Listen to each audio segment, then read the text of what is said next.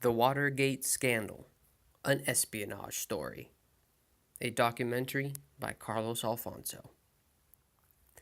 The 1970s. Many associate this decade with the waning years of the hippie, but they would only be partially correct.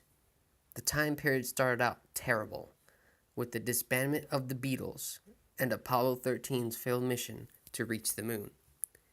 Even though Pong was invented in 1972 and enriched the lives of many, a black stain on the face of United States politics was forming that would forever influence how much the public could trust in their representatives. The year is 1972. The Committee for the Re-election of the President, CRP for short, have become scheming to gain any advantage they can over the Democrats.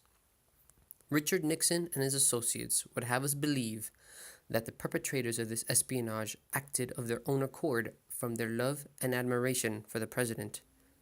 But it soon became apparent that there was something more sinister behind the scenes. We take you to the Watergate complex in Washington, D.C., where the Democratic National Committee stationed their headquarters. It was here that Attorney General John Mitchell, while in cahoots with Presidential Counsel John Dean and G. Gordon Liddy, concocted the plan to wiretap the phones and photograph documents in the offices of the DNC. Everything was going smoothly at first. The initial wiretap was successful. There were doubts, however, about how effectively they were working and placed, so a follow-up burglary was scheduled. But as all humans do, they made mistakes that led to their own undoing. A security guard working at the Watergate complex noticed that black tape was placed on a few of the door latches that led from the parking garages to some of the main offices. He thought nothing of them and removed the strips of tape.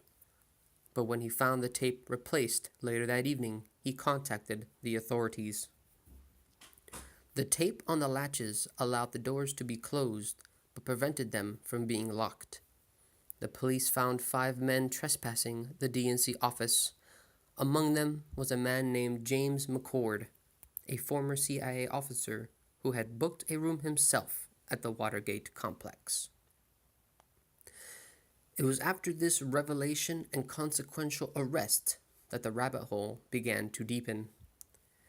At first, Nixon played the ignorant fool, successfully convincing most that he was innocent of any wrongdoing. The 5 original burglars were tried and convicted for violating federal wiretapping laws and conspiracy, but they would be not the only scapegoats thrown into the jaws of justice. A cover-up ensued, and then another.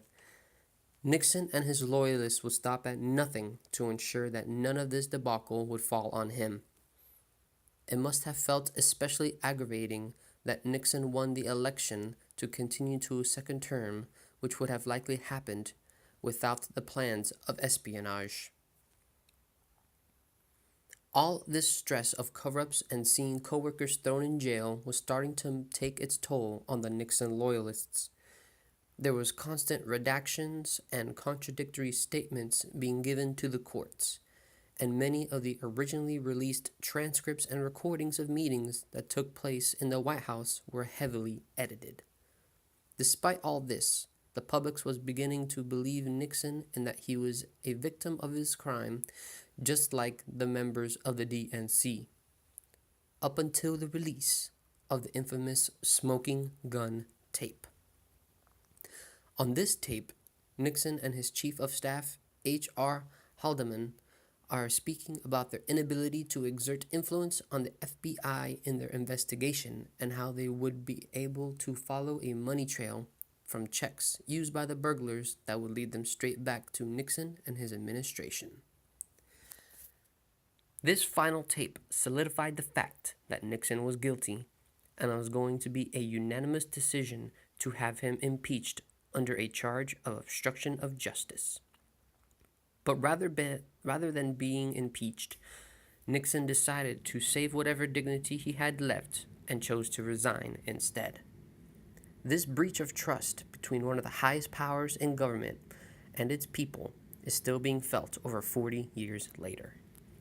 Whenever it seems that someone is covering up a dastardly deed, the media latches on the suffix "gate" to the ordeal in reference to Nixon and Watergate, even reaching the sporting world in a recent Deflategate involving Tom Brady and the New England Patriots.